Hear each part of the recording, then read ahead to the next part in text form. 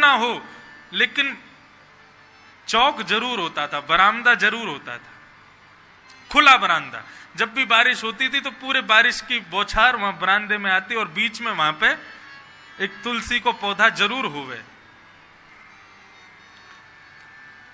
अब कच्चे घर, खप्पर लगे, ठाकुर जी कुम्मनदास के ऊपर ते खप्पर पे चढ़ गए, कुम्मनदास को भी खींच लिया और ऊपर ते चढ़ के बीच आंगन में आए गए। सब सोए हैं, रात्रि को समय है। ठाकुर जी ने देखी, कहां है भैया छीका, कहां टंगो है?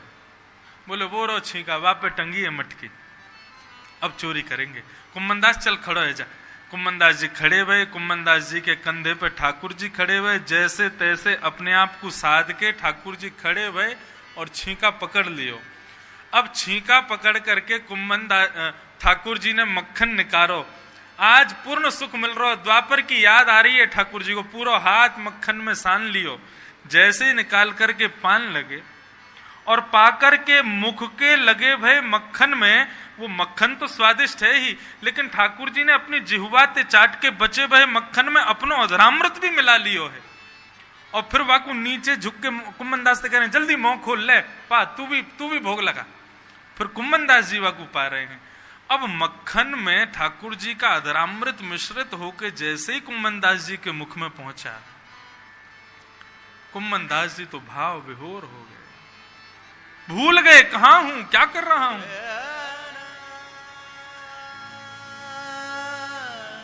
इच्छा होने लगी कि ठाकुर जी के एक बार ऐसे मुखमंडल का दर्शन तो करूं कि जब ये अपने हाथ से माखन निकाल के पावे तो इनको मुखमंडल लगे कैसे। तो कुम्मनदास जी नीचे बैठे, तो नीचे खड़े खड़े जैसे ही उनने ऊपर देखो, इतने में एक लीला है गई। कैसी लीला? ठाकुर जी तो मक्खन खावे में व्यस्त है, इतने में ही ठाकुर जी की धोती ढीली है गई। और ढीली है कि जैसे ही नीचे को सरकी, अब छींको छोड़ दें तो गिर जाएंगे और छींको नहीं छोड़े तो धोती खुल जाएगी। कुम्मनदास जी आनंद ले रहे, वाह वाह वाह, जय हो जय हो जय हो, आज हरि देखे नंगम नंगा। इतने में ही ठाकुर जी ने चतुर्भुज रूप धारण किया, दो भुजाते तो अपनी धोती पकड़ ली और दो भुजा से मक्खन खाने लगे। कुम्मनदास जी महाराज की मूर्छित जैसे हो गए। अब तो भूल ही गए कि क्या लीला चल रही है, खो गए, पता नहीं कहां हूं मैं।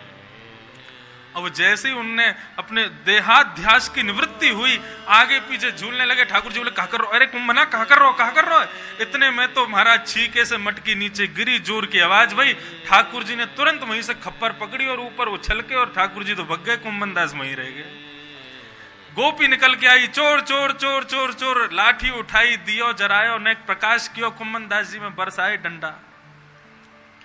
कुम्मनदास जी तब भी मुस्कुरा रहे हैं आनंद में, वो तो भाव विभोर हैं, उनको तो पता ही नहीं मेरे संग क्या हो रहा है। नेक और प्रकाश क्यों, तब सबने कही, अरे भैया कौन है? बोले ये तो कुम्मनदास है, श्री जी के मंदिर में राग सेवा करे, बता, या बाबा को कहा पड़ी आधी रात में चोरी करवे आयो है।